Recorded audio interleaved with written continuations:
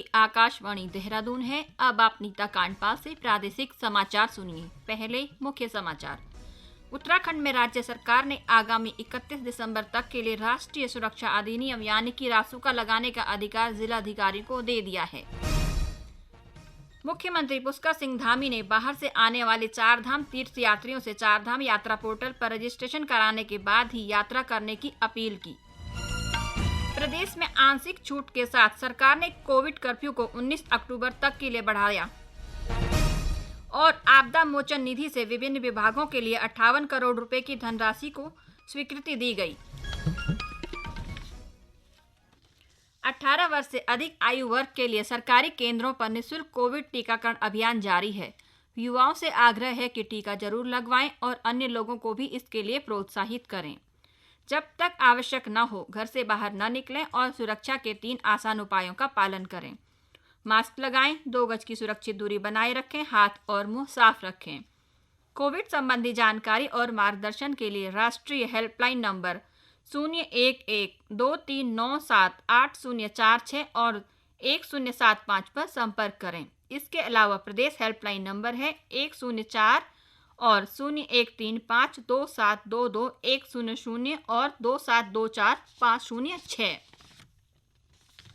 स्वाधीनता के 75वें वर्ष के उपलक्ष्य में आजादी का अमृत महोत्सव के अंतर्गत आकाशवाणी समाचार देहरादून ने स्वाधीनता संग्राम और उसके गौरवशाली इतिहास पर विशेष प्रश्नोत्तरी कार्यक्रम शुरू किया है। इसे प्रत्येक बुधवार और बृहस्पतिवार को शाम 6:30 बजे क्षेत्रीय समाचार में शामिल किया जा रहा है। श्रोता अपने उत्तर अमृत महोत्सव क्विज deharadun@gmail.com पर ईमेल अथवा मोबाइल नंबर 9837192022 पर व्हाट्सएप या मैसेज के माध्यम से भेज सकते हैं। सबसे पहले सही जवाब देने वाले श्रोता को आकाशवाणी देहरादून की ओर से प्रमाण पत्र दिया जाएगा। सफल प्रतिभागी के नाम की घोषणा अगले दिन के समाचार बुलेटिन में की जाएगी। अब समाचार विस्तार से। उत्तराखंड में राज्य सरकार ने आगामी 31 दिसंबर तक के लिए राष्ट्रीय सुरक्षा अधिनियम यानी रासुका लगाने का अधिकार जिलाधिकारियों को दे दिया है। अपर मुख्य सचिव आनंद वर्धन ने आज इसके आदेश जारी किए। आदेश में कहा गया कि पिछले दिनों राज्य में कुछ जिलों में हिंसक घटनाएं हुई हैं। इन घटनाओं के प्रतिक्रिया के तौर पर अन्य क्षेत्रों में भी ऐसी घटनाएं होने की आशंका है। ऐसे में कुछ समाज विरोधी तत्व राज्य की सुरक्षा से खिलवाड़ करने की कोशिश कर सकते हैं। लोक व्यवस्था बनाए रखने और लोगों के हितों को देखते हुए ये फैसला लिया गया है। मुख्यमंत्री पुष्कर सिंह धामी ने मुख्यमंत्री आवास में चारधाम यात्रा की समीक्षा की। उन्होंने अधिकारियों को निर्देश दिए कि प्रदेश में आने वाले श्रद्धालुओं एवं पर्यटकों को किसी भी प्रकार की परेशानी न हो। श्रद्धालुओं एवं पर्यटकों को हर संभव सुविधा दी जाए। मुख्यमंत्री ने कहा कि श्रद्धालु एवं पर्यटक देवभूमि उत्तराखंड से अच्छा संदेश लेकर जाएं। यह सबकी जिम्मेदारी है। उन्होंने कहा कि राज्य में यदि एक भी यात्री को परेशानी होगी तो प्रदेश का मुख्य सेवक होने के नाते मुझे परेशानी होगी। मुख्यमंत्री ने वीडियो कॉन्फ्रेंस के माध्यम से रुद्रप्रयाग, चमोली एवं उत्तरकाशी के जिलाधिकारियों और पुलिस अधीक्षकों को निर्देश दिए कि यह सुनिश्चित किया जाए कि चारधाम यात्रा के लिए आने वाले श्रद्धालुओं के लिए सभी व्यवस्थाएं अच्छी हों। गाइडलाइन के अनुसार श्रद्धालु दर्शन कर सकें। पर्यटक स्थलों पर जाने वाले यात्रियों को भी परेशानी न हो। मुख्यमंत्री ने चारधाम यात्रा पर आने वाले श्रद्धालुओं से अपील की है कि चारधाम यात्रा के लिए पोर्टल पर रजिस्ट्रेशन करने के बाद जिन लोगों को परमिशन मिली है वही लोग उत्तराखंड के चारधाम यात्रा के लिए आएं। मुख्यमंत्री स्वरोजगार योजना के ऋण खाता धारकों को 6 माह हेतु ब्याज प्रतिपूर्ति सहायता उपलब्ध कराई जाएगी। सरकार ने इसका शासनादेश आज जारी कर दिया है। गौरतलब है कि मुख्यमंत्री पुष्कर सिंह धामी ने इसकी घोषणा की थी। यह ब्याज प्रतिपूर्ति सहायता अधिसूचना निर्गत होने की तिथि से आगामी 6 माह की अवधि के लिए मुख्यमंत्री स्वरोजगार योजना के अंतर्गत वर्तमान ऋण प्राप्त खाता धारकों और इंगित अवधि में ऋण प्राप्त करने वाले खाता धारकों के लिए ही होगी। मुख्यमंत्री पुष्कर सिंह धामी की घोषणा के क्रम में डॉक्टर शिवानंद नौटियाल छात्रवृत्ति और श्रीदेव सुमन राज्य मेधावी छात्रवृत्ति में बढ़ोतरी का आज शासनादेश जारी कर दिया गया है।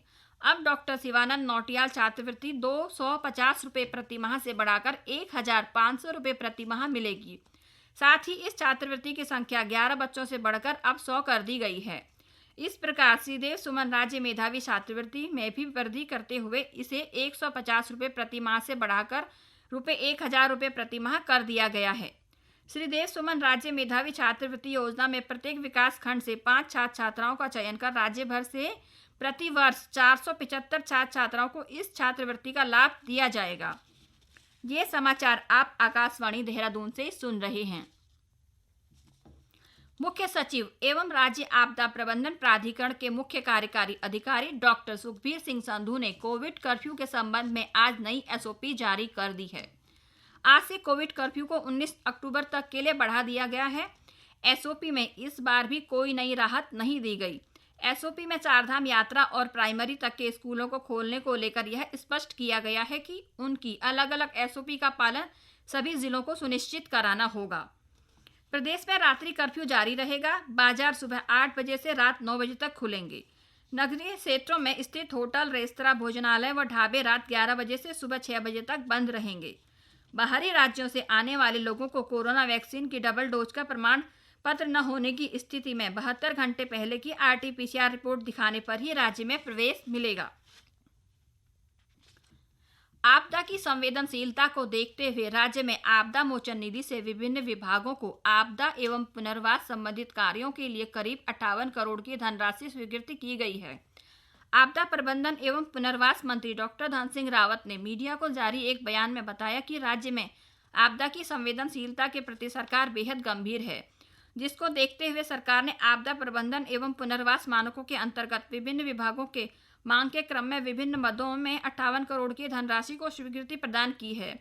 इनमें आपदा से क्षतिग्रस्त सड़कों एवं सेतुओं की मरम्मत हेतु लोक निर्माण विभाग को 25 करोड़, राजस्व विभाग के अंतर्गत वाहन विहीन आपदा प्रबंधन कार्यों के लिए रेस्क्यू वाहन अनुमन्य कराने हेतु 9 करोड़ 81 लाख, राज्य में स्थापित सैटेलाइट फोनों की वैधता अवधि बढ़ाने व रखरखाव के लिए उत्तराखंड राज्य आपदा प्रबंधन प्राधिकरण को 73,39,000 रुपये की धनराशि प्रमुख रूप से शामिल है।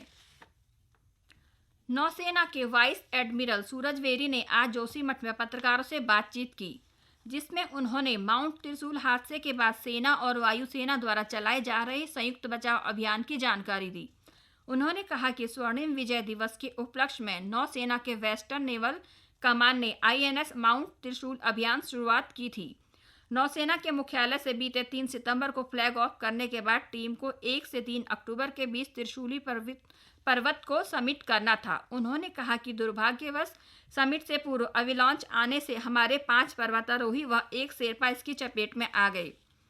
वाइस एडमिरल ने बताया कि बचाव के लिए चलाए जा रहे संयुक्त अभियान में 48 घंटे के भीतर 4 पर्वतारोहियों के शवों को निकाला गया है, जिन्हें सम्मान के साथ परिजनों को सौंप भी दिया गया है। उन्होंने कहा कि इस हादसे में अभी तक 1 नौसेना अधिकारी और 1 शेरपा के शव की तलाश जारी है। बाकी सभी पर्वतारोहियों को सकुशल लाया जा चुका है। वहीं इस दल में शामिल रहे लेफ्टिनेंट कमांडर अनंत कुमार का पार्थिव शरीर उनके आवास देहरादून स्थित गंगोत्री विहार लाया गया, जहां राजकीय सम्मान के साथ उनका अंतिम संस्कार किया गया।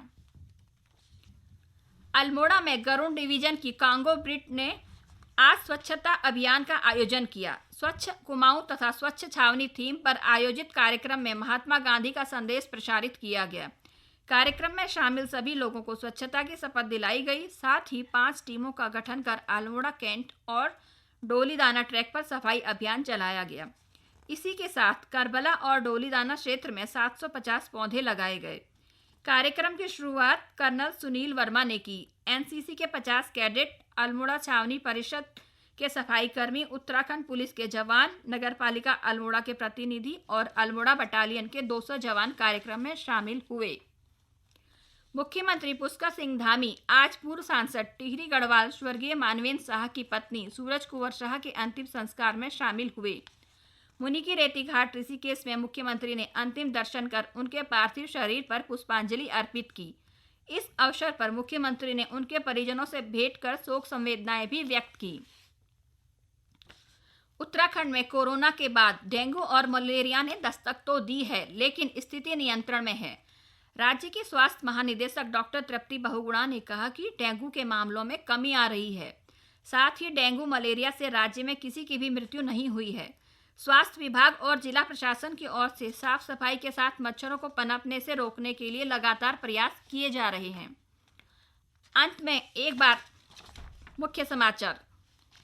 उत्तराखंड में राज्य सरकार ने आगामी 31 दिसंबर तक के लिए राष्ट्रीय सुरक्षा अधिनियम यानी रासुका लगाने का अधिकार जिलाधिकारी को दे दिया है। मुख्यमंत्री पुष्कर सिंह धामी ने बाहर से आने वाले चारधाम तीर्थ यात्रियों से चारधाम यात्रा पोर्टल पर रजिस्ट्रेशन कराने के बाद ही यात्रा करने की अपील की। प्रदेश में आंशिक छूट के साथ सरकार ने कोविड कर्फ्यू को 19 अक्टूबर तक के लिए बढ़ाया और आपदा मोचन निधि से विभिन्न विभागों के लिए 58 करोड़ रुपए की धनराशि को स्वीकृति दी गई। इसी के साथ प्रादेशिक समाचार समाप्त हुए। नमस्कार।